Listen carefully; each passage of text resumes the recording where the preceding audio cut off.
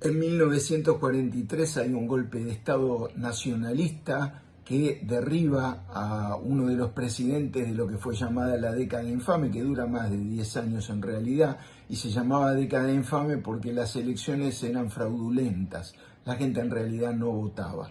El general Rawson le da un golpe de Estado a Ramón Castillo, que había sido el vicepresidente de Ortiz, que se había retirado, que habían ganado unas elecciones fraudulentas, pero se había retirado por razones de salud.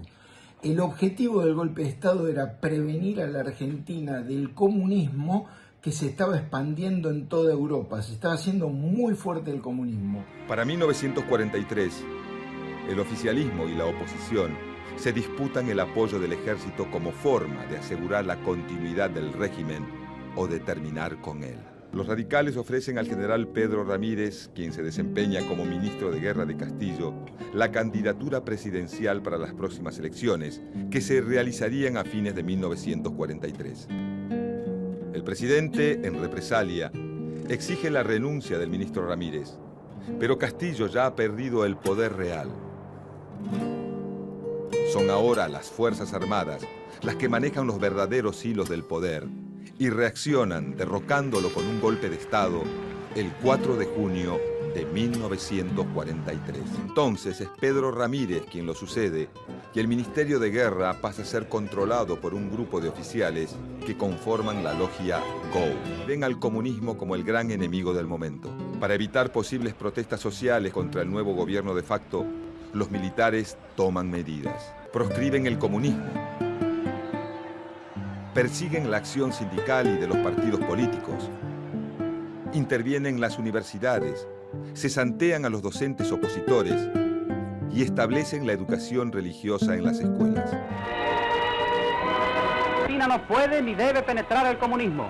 Toda medida de represión siempre justificada frente a los intentos disolventes de los principios de religión, de familia y de patria en la fraternal y progresista sociedad argentina.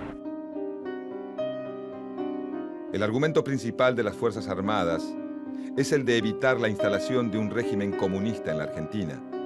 Y para ello, cuentan con la colaboración de los viejos nacionalistas del expresidente Uriburu. Y el segundo tema era evitar que Estados Unidos presione a la Argentina a meterse en la Segunda Guerra Mundial cuando el ejército quería ser prescindente. Pero Estados Unidos continúa con sus presiones y actúa sobre el gobierno de Ramírez para que le declare la guerra al eje. En 1944, Argentina, aunque no declara la guerra, sabiendo que el fin del conflicto está próximo, cede y rompe relaciones con los países que conforman este grupo. Ante esta situación, el GO impulsa el reemplazo de Ramírez, que al haber cedido a las presiones de Estados Unidos, ya no es considerado confiable y logra que se nombre a Farrell presidente. Los trabajadores estaban decepcionados del conservadurismo elitista.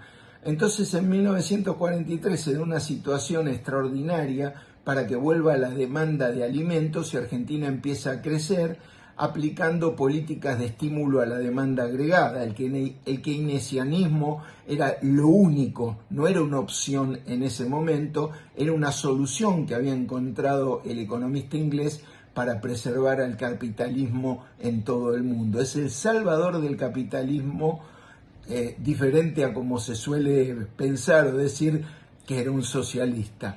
La inversión pública aumentó el empleo, aumentaron los salarios y se empieza a producir un desarrollo nacional industrial de magnitud que hasta el día de hoy todavía nos mantiene subindustrializados.